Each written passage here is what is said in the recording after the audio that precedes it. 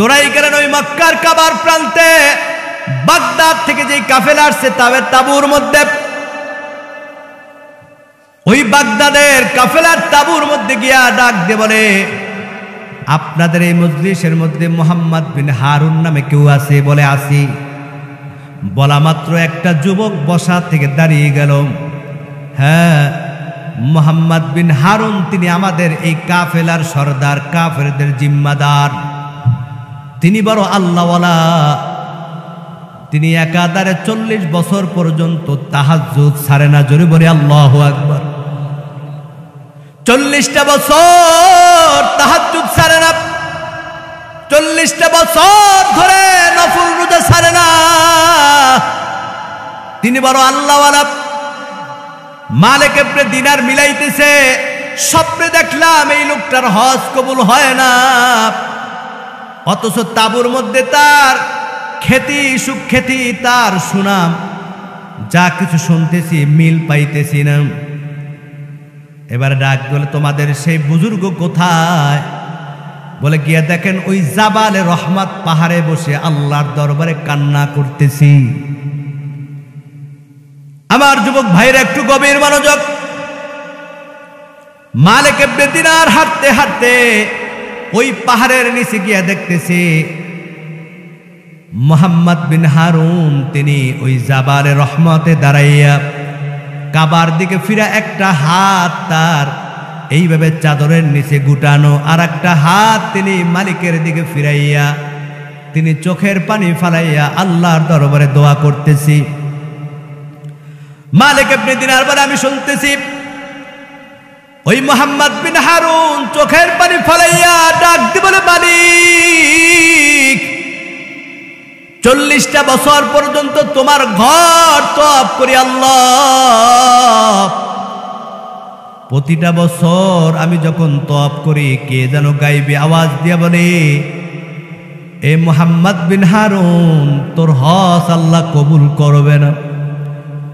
আল্লাহ, তুমি ছাড়া তো আমার মাপ পাবার কোনো দরজা নাই, আল্লাহ তুমি ছাড়া আমার আর কোথাও গিয়ে হাত তোলার জায়গা নাই।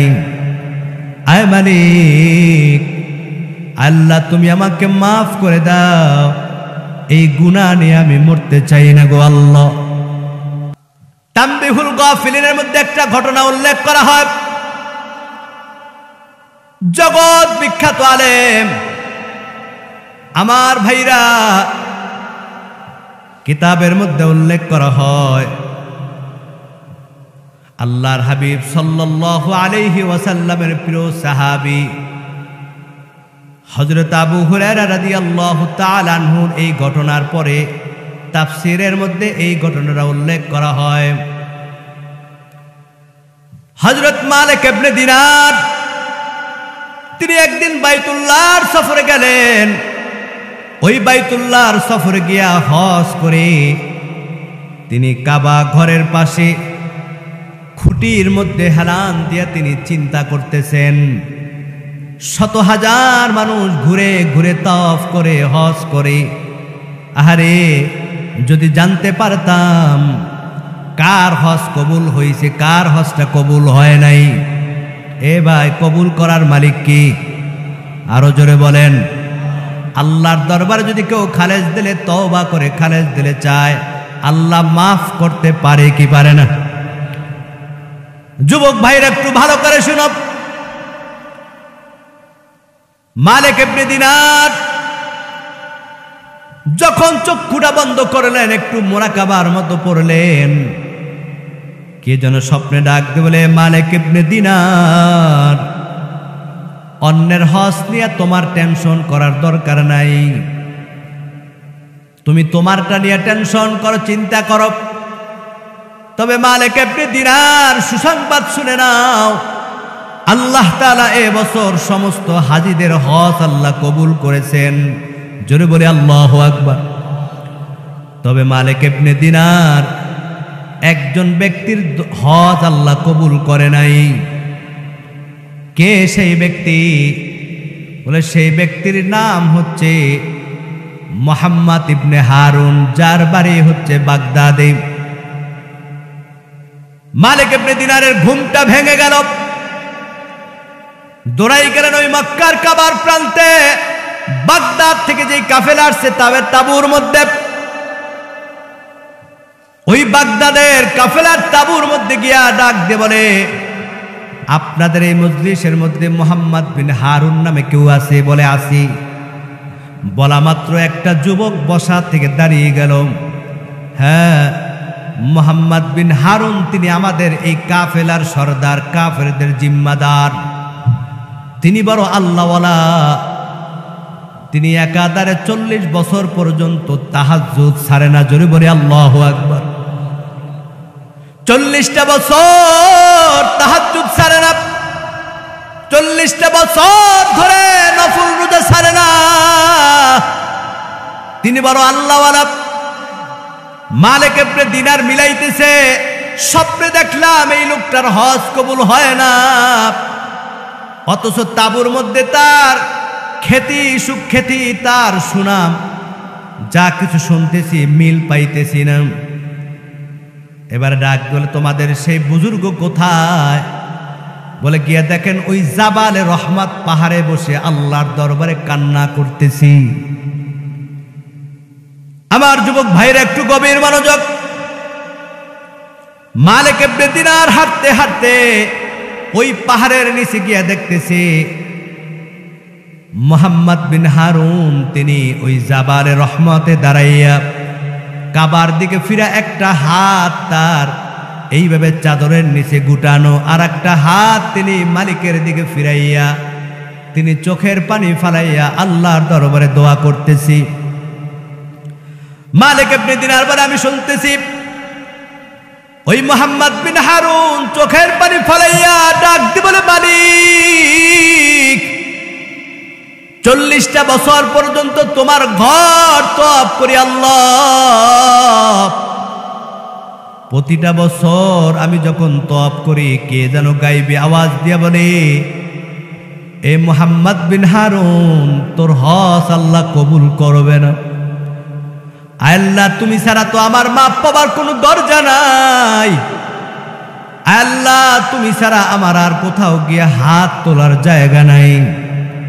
আয় মালিক, আল্লাহ তুমি আমাকে মাফ করে দাও, এই গুনাহ নিয়ে আমি মরতে চাই না গো আল্লাহ। মালিক ইবনে দিনার পিছন দিক দিয়ে সালাম দিলেন। ইতিমধ্যে মুহাম্মদ বিন হারুন ডাক দিলেন, আপনি কে? বলে, আমি হচ্ছি মালিক ইবনে দিনার। বলে, অনেক আগে শুনছি, জমানার বড় বিখ্যাত আলেম মালিক ইবনে দিনার, আপনি কে? সেই বলে, না আমি তেমন কোনো বুজুর্গ না, তেমন বড় আলেম না, সাধারণ মানুষ। মুহাম্মদ বিন হারুন কাছে চলে আসলেন। আমার ভাইরা, মালিক ইবনে দিনার ডাক দিয়ে বলে, ভাই আমি এইভাবে স্বপ্নে দেখলাম আপনার হজ কবুল করা হয় নাই, অথচ আপনার তাবুর মধ্যে আপনার খ্যাতি শুনলাম, সুনাম শুনলাম, কিছুই বুঝলাম না রে ভাই। মুহাম্মদ বিন হারুন চোখের পানি ফলাইয়া ডাক দিয়ে বলে, বান্দা আপনি ঠিক দেখেছেন, আল্লাহ আমার হজ কবুল করে না, কারণ আমি এমন একটা গুনাহ করেছি, এমন একটা পাপ করেছি, এমন একটা অন্যায় করেছি, যেই পাপের কারণে আল্লাহ আমার হজ কবুল করে না, দোয়াও কবুল করে না। কিন্তু মানুষ জানে আমি বড় বুজুর্গ, আমি বড় আল্লাহওয়ালা, কিন্তু আমি যে কি আমি ভালো করে জানি। মালিক ইবনে দিনার ডাক দিয়ে বলে, ভাই কি গুনাহ করেছেন, কি অন্যায় করেছেন? মুহাম্মদ বিন হারুন ডাক দিয়ে বলে, ভাই আজ থেকে 40 বছর আগের কথা, আমি তখন যুবক ছিলাম, যুবকদের আড্ডায় পরে আমি মদ খাইতাম, নেশা করতাম। একদিন আমি মদ খেয়ে নেশা করে বাড়িতে যখন ফিরি, ওই দিনটা ছিল শাবানের 30শে শাবান। ওই দিন রাত্রে সবাই গোটা জাহানের মুসলিমরা তারাবির নামাজ পড়ে প্রথম রোজা রাখি। এ মালিক ইবনে দিনার, আমি যখন মদ খেয়ে মাতাল হয়ে ঘরের দরজা দিয়ে ঢুকি, আমার মা ডাক দিয়ে বলে, কুলাঙ্গার সন্তান, আজকে এমন একটা আনন্দের দিন, এমন একটা খুশির দিন, গোটা মুসলিম জাহানের আনন্দের মৌসুম, আর আজকে তুই মদ খাইয়া মাতাল হয়ে ঘরে ঢুকছো। আল্লাহ তোর মতো কুলাঙ্গার সন্তান যেন আর কাউকে না দেয়। এ মালিক ইবনে দিনার, আমার মাথাটা গরম হয়ে যায়, কারণ মাথা তখন ঠিক ছিল না। এই কথা বলা মাত্র আমি সাথে সাথে আমার মায়ের গালের মধ্যে আমি একটা শক্ত করে থাপ্পড় লাগাই দিলাম। মা জমিনের মধ্যে লুটাই পড়ল। ওই মা ডাক দিয়ে বলে, অসভ্য শয়তান, কিভাবে মায়ের গালে হাত দিলে তোর কি একটু ভয় কাজ করলো না? তোর মা তো অসভ্য সন্তান যেন কোনো মায়ের গর্ভে না দেয়। এ মালিক ইবনে দিনার, আমার মেজাজটা তখন আরো গরম হয়ে গেল। আমি আর সহ্য করতে না পারে আমার মাকে আমি আমজা দিয়া কোলের মধ্যে নিয়া, আমার ঘরের সামনে বড় একটা চুলা ছিল যেটার মধ্যে ধান গম গরম করা হতো। ওই চুলার মধ্যে 24টা ঘন্টা আগুন থাকতো। আমি আমার মাকে কোলে নিয়ে ওই আগুনের মধ্যে যখন ফালাই, আমার মা একটা চিৎকার দিয়ে ডাক দিয়ে বলে, মালিক, কেমন সন্তান তুমি দিয়েছো? যেই সন্তান তার মাকে হত্যা করত একটু দ্বিধাবোধ করে না। আল্লাহ, আমি তোমার কাছে বিচার দিলাম, এই বিচার আমি দুনিয়ায় আর চাই না গো আল্লাহ। মোহাম্মদ বিন হারুন ডাক দিল, ভাই, আমি দেখছি আমার মা শাহাদত আঙ্গুলটা জাগাইয়া আল্লাহর দরবারে আমার নামে বিচার দিয়েছে। দেখলাম মুহূর্তের মধ্যে আমার মা তাওয়ার মধ্যে রুটি দিলে কিছুক্ষণ পর যেমন পুরে কালা হয়ে যায়, আমার মা এইভাবে পুরে কালো হয়ে গেছে। এদিক দিয়ে আমার স্ত্রী আমাকে ধাক্কা দিয়া ঘরের মধ্যে আটকাইয়া শিকল লাগাই দিছে। সারাটা রাত স্ত্রী আমার দরজার সামনে ফুফাই ফুফাই কান্না করে। রাত্র যখন গভীর হয়ে যায়, আমার মাথা যখন স্বাভাবিক হয়, তখন আমি বুঝতে পারলাম আমি কি অন্যায় করেছি, আমি কি গুনাহ করেছি। কারণ মা তো আমার সবচাইতে আপন, মা আমাকে সবচাইতে বেশি মহব্বত করত, ভালোবাসতো। কিভাবে নিজ হাতে ওই মাকে আমি হত্যা করলাম, কিভাবে মাকে মারলাম। স্ত্রীকে ডাক দিলে, স্ত্রী দরজা খুলে দাও। স্ত্রী চোখের পানি ফেলাইয়া ডাক বলে, স্বামী আমার, আপনি একটা মায়ের সন্তান, আমি একটা মায়ের সন্তান। যেই মা আমাকে 10 মাস 10 দিন গর্ভে ধারণ করে দুনিয়াতে আনছেন, যেই মা শীতের দিনে নিজে প্রস্রাবের মধ্যে ঘুমাইয়া আপনাকে আমাকে বুকের মধ্যে শুকনায় রাখছেন, যেই মা 2.5 বছর পর্যন্ত পায়খানা প্রস্রাব পরিষ্কার করছেন, যেই মা নিজে না খাইয়া আমাদেরকে খাওয়াইছেন, আজকে কিভাবে ওই মাকে আপনার নিজ হাতে আপনি মারলেন, কিভাবে ওই মাকে আপনি হত্যা করলেন। এবার ওই যুবক ডাক দে বলে, আমি স্ত্রীকে ডাক দিয়ে বললাম, স্ত্রী দরজাটা খুলে দাও, আমি বাহিরে বের হব, মায়ের কাছে যেতে চাই। মুহাম্মদ বিন হারুন বলে, আমি গিয়ে দেখি আমার মা চুলার মধ্যে কালো কয়লা হয়ে গেছি। আশেপাশে মহিলারা সবাই ধিক্কার দিতেছে, এমন জালিম সন্তান আল্লাহ যেন কাউকে না দেয়, যে সন্তান নিজ হাতে মাকে হত্যা করেন। এ মালিক ইবনে দিনার, আমার তখন বুঝে আসলো আমি কি অন্যায় করেছি, কি গুনাহ করেছি। সাথে সাথে আমার ঘরে 8000 দিনার ছিল, আমি সবগুলা মায়ের জন্য দান করে দিছি। এরপর আমার দিলটা মানে না কিভাবে এই হাত দ্বারা মাকে আমি হত্যা করলাম। আমার দিলটা পেরেশান হয়ে গেল, কলিজাটা ছটবট করতেছে। এ মালিক ইবনে দিনার, আমি সাথে সাথে একটা কুড়াল নিয়ে, ধারালো কুড়াল, আমার হাতটাকে একটা কপ দিয়া কবজিটা আলাদা করে দিয়েছি। ওই দিন যে আমি ঘর থেকে বাহির হয়েছি, আর আমি ঘরে একটা রাতও কাটাই নাই। প্রতিটা রাত যখন ঘুমাইতে যাই, আমার মনে হয় মা ডাক দিয়ে বলে, সন্তান, কিভাবে তোর হাতে মাকে হত্যা করলি? প্রত্যেকটা রাত ওই মায়ের চেহারাটা আমার মনে পড়ে যায়। এ মালিক ইবনে দিনার, আমি ক্ষমার জন্য প্রতিটা বছর আমি বাইতুল্লাহর সামনে এসে হজ করি, তাওয়াফ করি,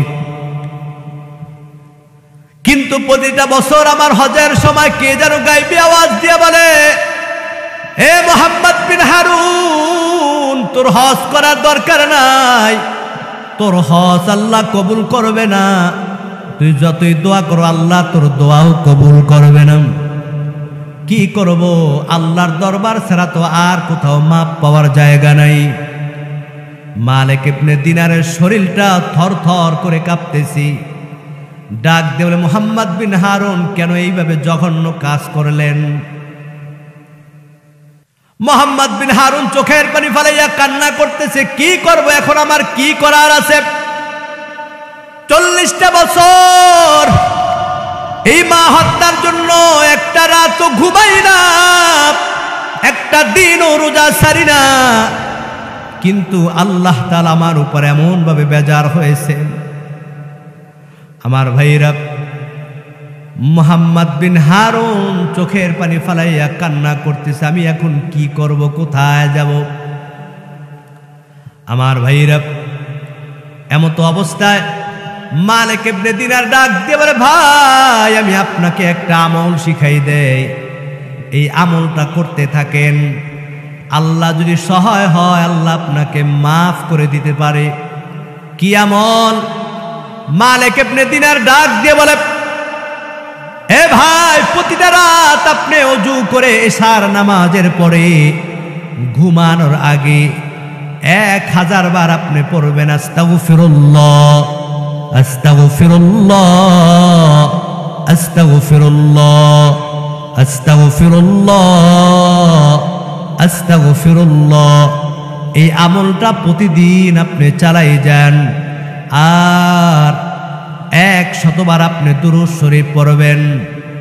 আল্লাহুম্মা সাল্লি আলা সাইয়্যিদিনা মুহাম্মাদিন নাবিয়্যিল উম্মি ওয়া আলিহি ওয়া সাল্লিম। এই আমলটা করতে থাকেন।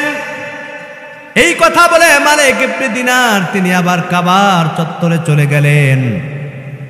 আমার ভাইরা, যুবক ভাইরা আমার, পর্দার আড়ালের মা বোনের একটু গভীর মনোযোগ দিয়ে শুনেন। মালিক ইবনে দিনার ওই দিন যখন কাবার পাশে গিয়ে আবার তিনি রাত্রবেলা ঘুমাইলেন, স্বপ্নের মধ্যে গাইবি আওয়াজ এসে যায়, এ মালিক ইবনে দিনার, ওই মুহাম্মদ বিন হারুনকে সুসংবাদ শুনাই নাও, আল্লাহ তার তওবা এবং দুরূদের মাধ্যমে আল্লাহ তাআলা তার মা হত্যার গুনাহ আল্লাহ মাফ করে দিয়েছেন। আল্লাহু আকবার। এ মালিক ইবনে দিনার, তবে তাকে এটাও শুনাই নাও, কিয়ামতের দিন ওই যে সন্তান মাকে হত্যা করেছে, এজন্য আল্লাহ তাকে একবার আগুনের মধ্যে ফালাইবেন। ওই দিন আল্লাহ তাআলা তার মায়ের দিলের মধ্যে সন্তানের মহব্বত পয়দা করে দিবেন। মা আল্লাহর দরবারে সন্তানের আগুনের জন্য কান্নাকাটি করবেন। আল্লাহ তাআলা সন্তানকে ওই জাহান্নামের আগুন থেকে মুক্তি দিয়ে তাকে জান্নাতের মেহমান বানাই দিবেন। মালিক ইবনে দিনার পরের দিন আবার ওই তাঁবুর মধ্যে গিয়া ডাক বলে, মুহাম্মদ বিন হারুন, সুসংবাদ শুনাই নাও। গায়বী ভাবে আওয়াজ আসছে, আল্লাহ তোমাকে মাফ করে দিয়েছেন, তবে একদিন আল্লাহ তোমাকে কিয়ামতের দিন জাহান্নামে ফালাবে। কিন্তু ওই জাহান্নামে ফালানোর পর আল্লাহ আবার তোমার মায়ের দোয়ার বিনিময়ে তোমাকে মাফ করে দিবে।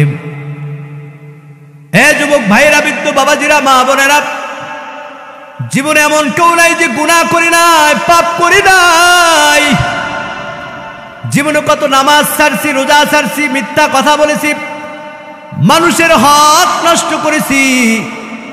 তবে আজকে যদি এই কোরআনের বাগান থেকে, কোরআনের মজলিস থেকে যদি আল্লাহর দরবারে খালেজ দিলে তওবা করতে পারি, আল্লাহ তাআলা ওয়াদা করেছেন বান্দার জীবনের সব গুনাহ মাফ করে দিবেন।